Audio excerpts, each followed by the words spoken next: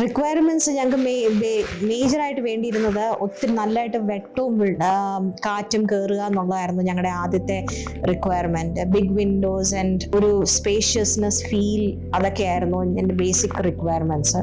പിന്നെ എല്ലായിടത്തും അതിൻ്റെതായ ഒരു കോസി ടച്ചും, സ്പേഷ്യസ് മാത്രമല്ല, പക്ഷെ ആ ഒരു കംഫർട്ട് ലിവിങ്ങിനുള്ള എല്ലാ ഓപ്ഷൻസും ഞങ്ങൾ ചോദിച്ചിരുന്നു. അതൊക്കെയാണ് ഞങ്ങളുടെ ബേസിക് റിക്വയർമെന്റ്സ് എന്ന് പറഞ്ഞത്.